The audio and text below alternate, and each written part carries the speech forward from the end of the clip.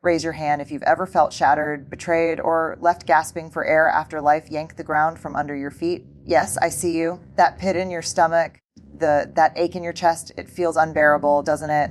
Let me tell you this, you're not broken, you're not weakened, you're certainly not alone. Here's the truth. Moving on doesn't start with forgetting, it starts with facing. We've been sold this lie that healing means pretending we're fine. But healing is not faking a smile, it's daring to say, this hurts like hell. We can't release what we refuse to name. Pain buried alive doesn't disappear. It waits, it festers, and it whispers when you're most vulnerable. The first step toward freedom is acknowledgement. Say it out loud, I'm hurting. Not to dramatize, not to collapse into self-pity, but to recognize the wound. Because what we acknowledge, we can tend to. So when your heart is bleeding, don't rush to cover it up with distractions or hollow affirmations. Sit with it, speak it, own it. You cannot heal what you refuse to feel. And the courage to feel is the very beginning of moving on. Are you ready to walk into that fire with me? Because on the other side of pain is something extraordinary. But first, we need to stop running from the truth. You know what makes hurt so heavy? It's not just the wound itself. It's the stories we wrap around it. The sleepless nights replaying what they said, the what ifs and if onlys looping in our minds like a broken record. The shame that whispers, maybe it's my fault. Maybe I wasn't enough, but let me say this clearly, your worth is not negotiable. Hurt is not proof that you're unworthy. Pain is not evidence that you deserved less love, less kindness, or less care. Pain is simply a part of being human. And yet many of us drag hurt like a suitcase filled with bricks. Every memory becomes another stone. Every lie we tell ourselves, I'll never get past this, I'll never trust again, is another layer of weight until one day we're crushed under it. The secret. You don't have to carry it all. Moving on isn't about pretending the suitcase doesn't exist. It's about daring to unzip it one stone at a time and say, this one doesn't belong to me. This one isn't true. This one is too heavy to hold anymore. Healing begins when we stop identifying with our hurt and start recognizing it as a chapter, not the whole book. The wound is real, but it's not your entire story. So I'll ask you, what stone have you been carrying for too long? And are you brave enough to finally set it down? We live in a culture that tells us to numb, to distract, to keep scrolling, to keep smiling. But here's the secret no one wants to admit. Numbing only delays the pain. It never erases it. What you push down today will claw its way back tomorrow, louder, sharper, more desperate to be heard. So what if instead of running, we leaned in? What if we gave ourselves permission to feel it all? The anger, the grief, the disappointment, the loneliness. Feeling is not weakness. Feeling is proof that you are alive, that you loved, that you cared deeply enough for it to matter. Think about it. The very fact that you're hurting means your heart was brave enough to open. Pain is not a punishment. It's evidence of courage. I know it's terrifying to sit in that storm, but emotions are like waves. If you resist them, they'll knock you down. If you let them rise, crest, and fall, they'll pass through you and you'll still be standing. So tonight, I want you to give yourself permission to cry without shame, to rage without guilt, to grieve without apology, because when you feel fully, you begin to heal fully. And here's the miracle. The wound you allow yourself to feel becomes the wound that eventually sets you free. Have you ever heard someone say, time heals all wounds? Let me tell you, time doesn't heal. Time waits. Time gives you space, but healing is a choice you make inside that space, because I've met people carrying wounds that are 20 years old, still raw, still tender, because they never turned toward them. And I've met others who began to breathe again after only months, not because the hurt was smaller, but because they chose to face it, name it, and release it. Time alone doesn't fix heartbreak. What heals is what you do with that time. Do you use it to bury yourself in denial, hoping the pain will dissolve like mist? Or do you use it to tend to the wound, to stitch, to clean, to honor the process of mending? Think of it this way. If you break a bone and never set it, time won't straighten it. It will heal crooked, causing pain for years. The same is true for emotional wounds. If you don't tend to them, they calcify into bitterness, resentment, and distrust. So the myth is this, that you just have to wait it out. The truth is this: healing is active, moving on is intentional. Time gives you the canvas, but you hold the brush. The question isn't, how much time will it take? The question is, what will I choose to do with the time I've been given? Letting go is one of the bravest acts a human being can choose. Not because it's easy, it isn't, it's excruciating. Letting go means admitting that something you once held close, something you once dreamed of, is no longer yours to keep. And our hearts fight it, don't they? We cling, we replay, we tighten our grip on what was terrified that release means losing ourselves. But here's the paradox. Holding on doesn't protect us. It keeps us stuck. It's like gripping a rope that's burning your palms. The tighter you hold, the deeper the wounds.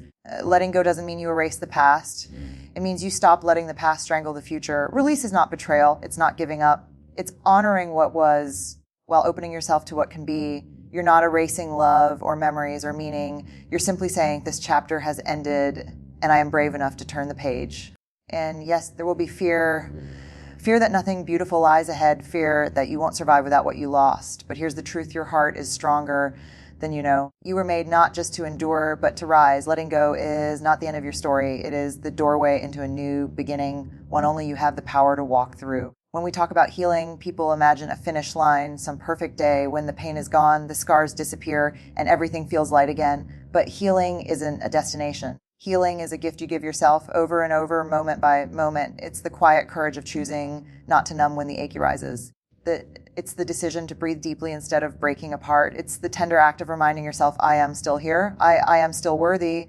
I am still enough. Healing doesn't erase what happened. It reshapes it. It transforms wounds into wisdom, pain into perspective, and scars into symbols of survival. Think about that for a moment. Your scars are not signs of weakness. They are your medals of resilience. Proof that you've been through fire and you are still standing. Here's the truth we often forget. Healing isn't about returning to you were before. It's about becoming someone new, someone wiser, softer, stronger. The version of you who emerges after heartbreak is not broken down. You are rebuilt. So if you feel like healing is too far away, remember this, every small step counts. Every tear shed, every boundary set, every moment you choose yourself over your pain, that is healing in action. And one day you'll look back and realize the gift of healing was never about erasing hurt. It was about reclaiming your power. Release doesn't happen in theory. It happens in practice. We can talk about letting go, that we can dream about moving on, but until we embody release, the past keeps its grip. I want you to imagine this holding a balloon in your hand, heavy with all the memories, the betrayals, the disappointments. For years, you've clenched that string so tightly your knuckles ache. Release happens the moment you unclench your fist and let that balloon rise. It doesn't vanish, it drifts away, growing smaller and smaller until it no longer consumes your view of the sky. Now, in real life, release might look like writing a letter you'll never send, pouring out every word you've swallowed. It might look like standing by the ocean and letting the waves carry away your whispered goodbye. It might be sitting in silence, hand over heart, saying, I release what no longer serves me. These rituals matter because our bodies need to experience what our hearts long for.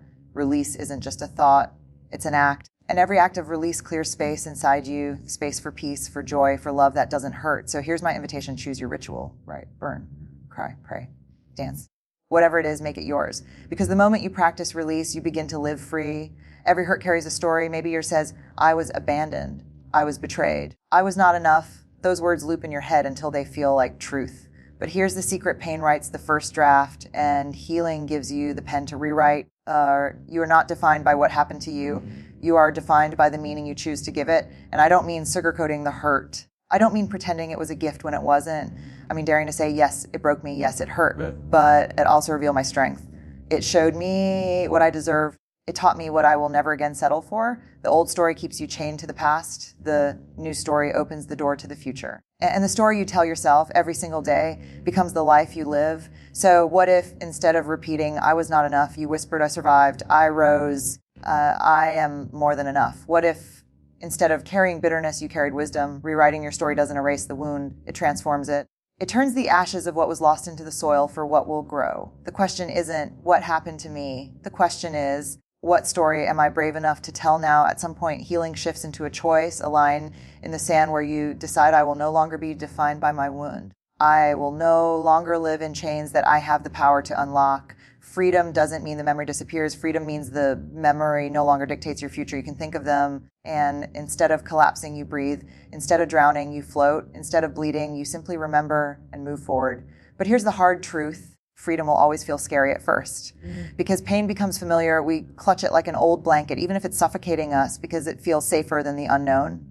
Freedom, on the other hand, feels like standing on a cliff's edge, staring into vast possibility. It's dizzying, it's uncertain, but it's also exhilarating, and you deserve that exhilaration. You deserve mornings that don't begin with aching. You deserve laughter that doesn't feel forced. You deserve love that doesn't cut. Freedom is not something that arrives, it's something you choose. And the moment you decide, I am no longer chained to this hurt, everything begins to shift. So today, ask yourself, what would it look like to live unchained, to breathe without the weight of the past pressing on your chest? Because that choice, that moment, is the very heartbeat of moving on. So here we are at the edge of everything we've walked through together. We've named the hurt, we've carried the weight, we've dared to feel.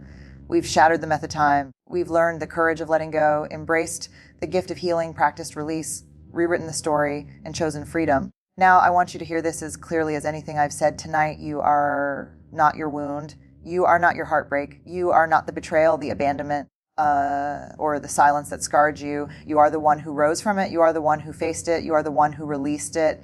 Moving on is not forgetting. It's remembering differently. It's standing in front of the same memories without collapsing. It's saying, yes, it hurt, but I am bigger than my hurt. And let me tell you, there is life after the breaking. There is joy after grief. There is love after loss. Not the same as before, something deeper, richer, truer. Because when you've walked through fire and survived, you carry a kind of beauty that can't be burned away. So here's my ending statement. Your story is not over. The wound is not the last word. The last word is freedom. The last word is healing. The last word is you, whole, worthy, unbroken.